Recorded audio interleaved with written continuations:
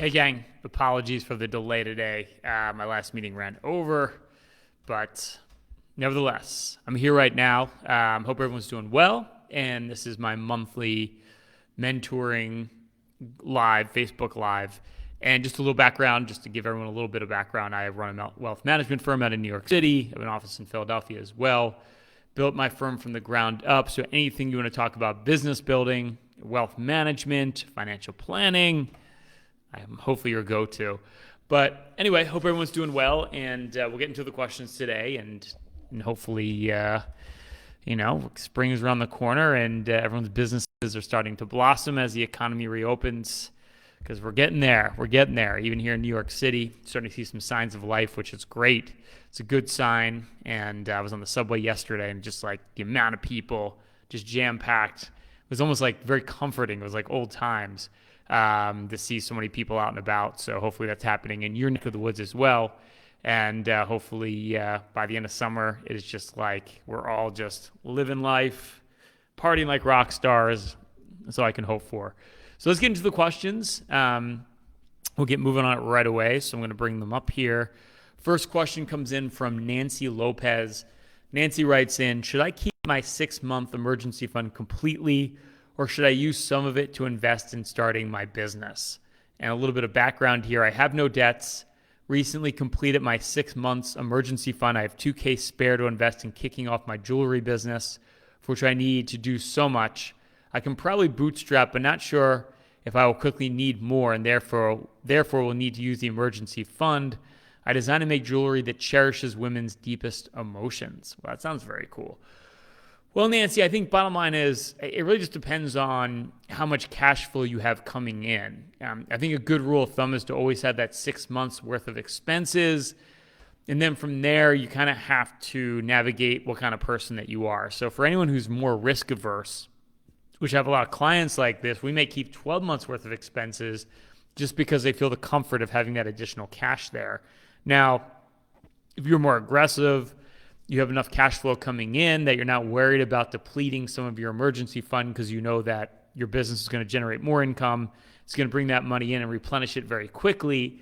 Then I said, yeah, maybe you could use some of that emergency fund. But if your business, depending on how it's structured, where your cash flow is not as consistent, you have a lot of bumps in the road where you actually need your emergency fund, you may have to dig into it at some point. I would probably urge against that. So I think it just comes down to the nature of the cash flow that you have coming in and your risk tolerance. You know, I always say, bring your money down to what we call the sleep point, where you're most comfortable. Like for me personally, I keep about 3 months worth of expenses, but every 3 months, I get a big inflow of cash come in to replenish everything. So for me, it's not a big deal to bring it down a little more aggressively so I can invest my money or putting into other projects the same way that you're looking to do here. So the two things you have to ask yourself are, how risk averse am I, and how consistent is my cash flow? And once you answer those two questions, then you can make a decision. Is it time to add some more investment into your jewelry business, or maybe just keep the money aside just because any hiccups you have along the way? And just as an aside there, like we all know in business, there's always uncertainty that comes up. Like our business, I probably run it a little closer to the edge in terms of how much cash we keep in the business.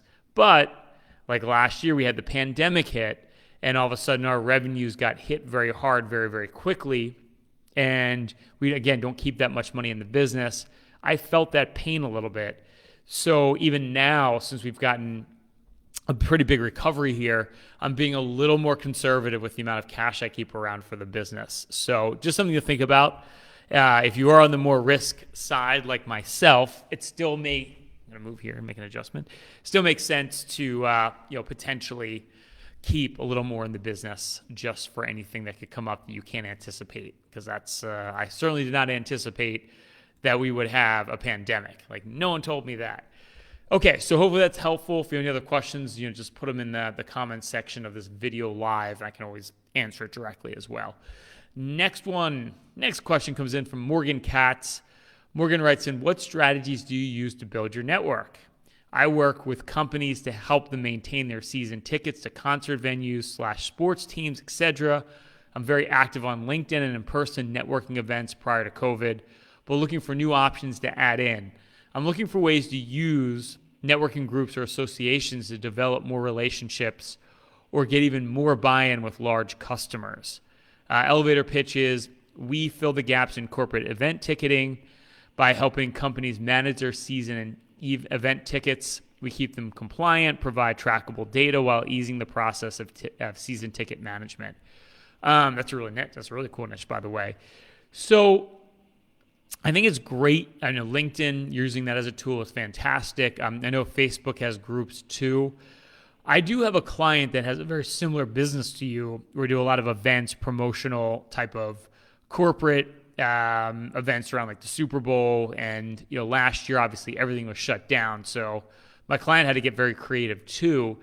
And one thing that he's actually put into the mix, that might be something you want to look at, is he's doing a lot of virtual events, like getting a celebrity to do like a cooking class online, like Zoom, something like that. And, basically what he told me was, I just spoke to him recently, was even when everything reopens again, he's going to do more like physical events. Like he does a big Super Bowl event every year. He said he wants to keep a lot of these virtual events in the mix. He said it's very easy to book people because they don't have to leave their home, especially if it's a celebrity or something like that, for some of these more online type of events. So that could be something you look to do, because it sounds like you're looking to diversify out of the physical world, which hopefully the physical world's coming back. We all kind of feel it's probably, I know for me, networking is not quite the same doing it over the phone or Zoom as it is in person, but it's nice to have those other alternatives. For our business, the big example of that would be, we do a lot of our pitches. Like when someone's deciding, okay, I want to give my money to your firm, they were always face-to-face meetings. Like it was almost like sacrilege to do a meeting over Zoom. But with the pandemic, obviously, there was no option to meet face-to-face, and Zoom became a fantastic alternative. We literally never met a lot of our new clients in person. We did everything through Zoom, and eventually they signed up and became clients. And I don't think that's going to go away completely. Back in the day, I would say, no way. We'll never close business through Zoom or any of these other platforms. But now I'm going to say that we have actually done it. Even when we get back to some sort of quote unquote normalization, I imagine a good percentage of our business will still be done through digital videos.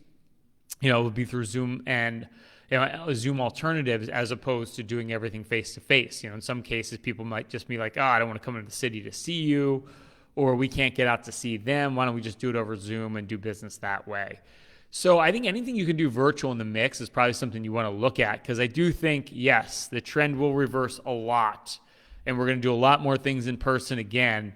But I think some of this trend of doing things virtually will stick. So that might be something to check out. If you send me a note in the Facebook section here, I can probably find some examples or I can find out through my client, like some of the things that they've been doing online that have been very successful. It might be something that you could try to apply to your business. So just food for thought there. All right. Next, great question, by the way. Next question comes in from Joe Nugent.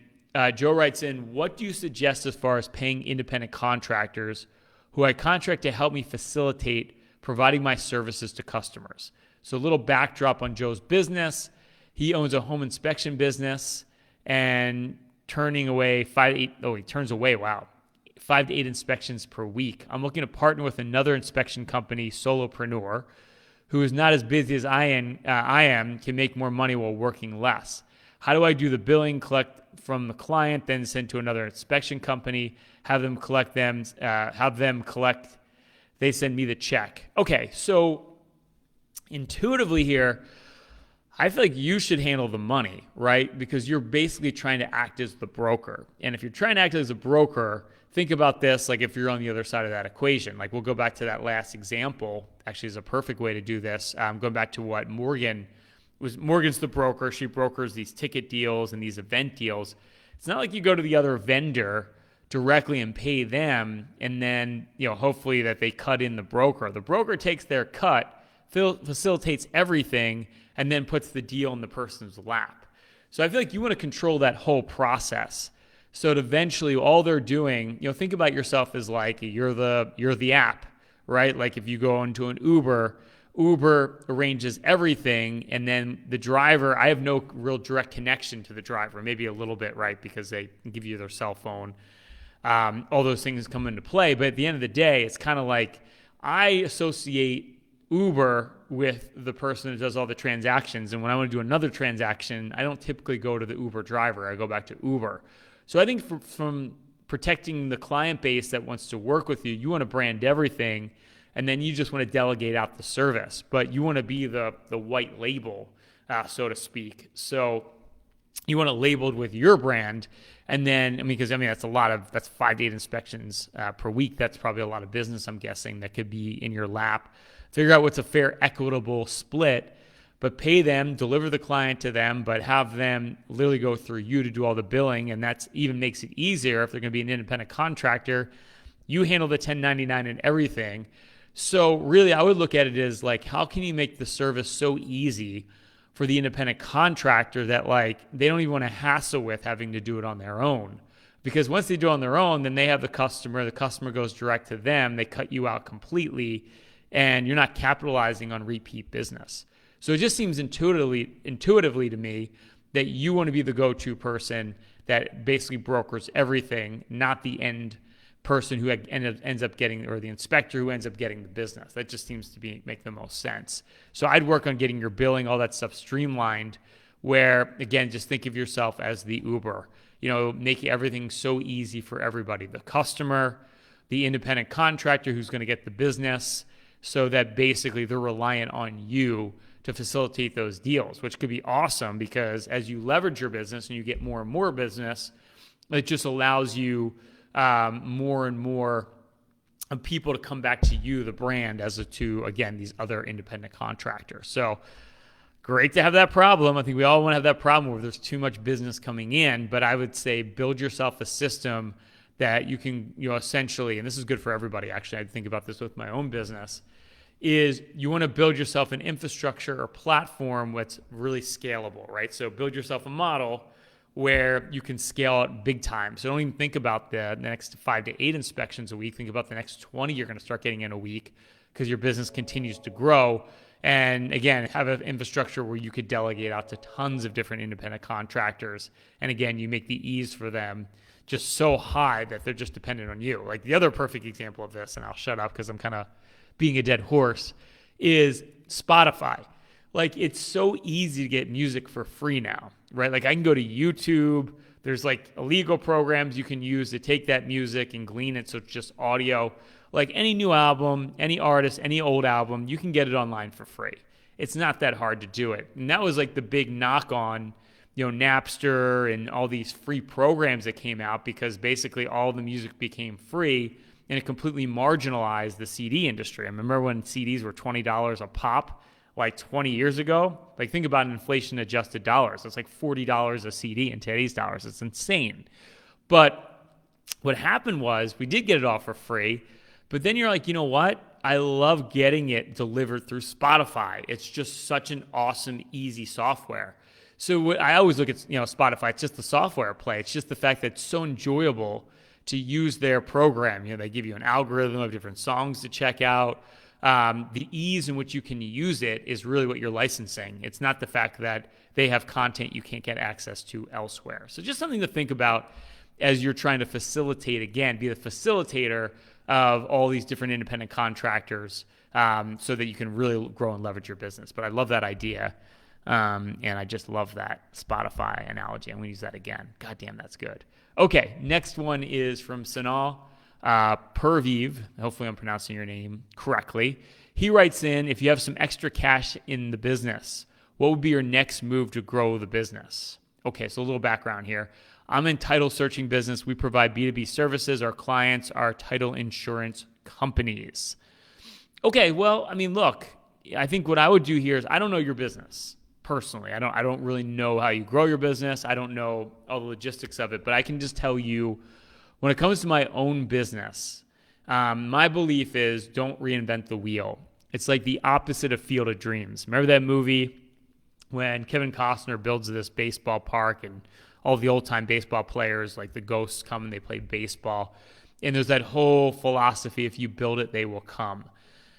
I think that is the worst philosophy when it comes to business. There's so many times that I put so much money into something that I thought was going to be so amazing, only to find out that there was no real market for it. And the worst example of this was I did a hedge fund many years ago, and we had this brilliant strategy where we thought we could bet against the market when it was going down, and when the market was going up, we were going to be long the market, and we're going to make all this money. And we only had a very small, maybe it was a test, back testing of how this worked, and we thought we had the holy grail with the way we were investing money. So we leveraged up. I put at the time, it was a lot of money. I put $500,000 in setting up this fund, getting the legal documents, getting people invested in the fund, and it was a complete dud. First off, there wasn't a big interest in it. Secondly, it was a horrible. The performance was horrible. I should say it that way. It only worked once. The algorithm we were using, it was just it was a complete fraud.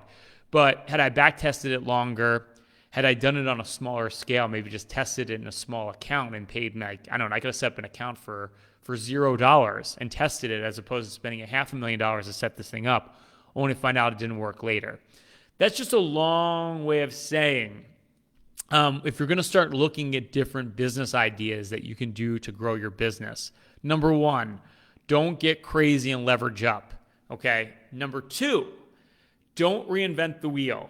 There's so many, the trail of glory has already been blazed in your industry. I'm sure there's somebody in this country who has a title business that's doing a lot more services than you are, using a lot more marketing strategies than you are, that work really, really well. And ideally, if they're not in your market, you can actually ask them for their advice. Like if you're in one market, I'll give you an example. My market's very local. Most of our clients come from New York, Philadelphia, Connecticut, New Jersey. We're pretty germane to one part of the country. And there's so many people that are financial advisors in the country. But I stole a lot of our greatest ideas from other financial people in the industry that were in different markets than me, that were happy to share their ideas. One that I talk about a lot when I do these is I have a radio show. It's one of our most successful ways to drive business. And I learned from insurance people down south. They're not in my marketplace. Insurance people tend to be very hardcore marketers. They're guerrilla marketers. They go out there and they are just literally, hunting with their cantina, their pocket knife in the desert, and just making it happen. And radio was a big way that they grow their business. So I was like, oh, well, they're doing it in their business. I could probably apply this to my business. And I started on a very small radio station because I never did radio before. Our first shows were not very good, and we got very little business, but we started getting a little more traction. More people started calling in. So then I was like, you know what? I'm going to spend money for a bigger radio station. And again, we started getting more leads. We got better at doing radio. And I'm using a playbook that already has been proven with another business, the insurance industry like mine. And I copied their formatting, but I got a little bit better at it. I was able to make tweaks to how they do it. So then we were like, you know what? Let's go with the biggest radio station in New York, spend the big dollars to get the best airtime. And from there, we started getting an even bigger return on investment. By the time we have gotten to that point where we're spending a lot more money, number one, we know we had a tested model. Number two, we had all our ducks in line. We got really good at what we were doing. So I know I've extrapolated your question out to a lot of different realms, probably way more than you wanted to know. But I think the long story short is go and find someone in your industry who's not in the same market as you, who's not like a direct competitor, who's much bigger, more successful than you. Contact them, ask them for their advice, and say, hey, look, I admire how great your practice is, how great your title insurance practice is. I want to learn how to grow my practice like you.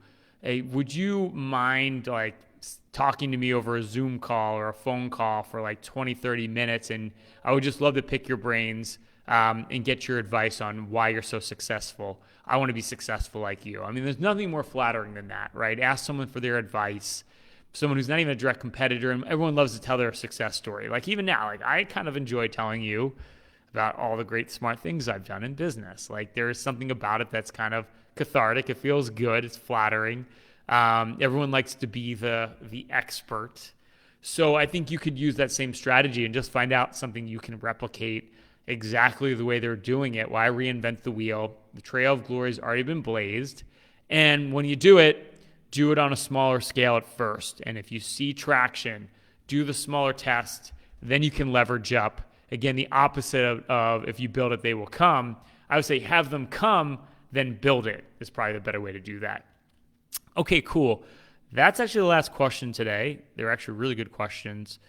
And I think from there, if anyone is still on, if you have any questions, why don't you just type them in real quick? If not, we'll wrap up. But if you have a question real quick, you feel inspired, extremely inspired, which you should, by the way. I'm trying to give you some great inspirational content here.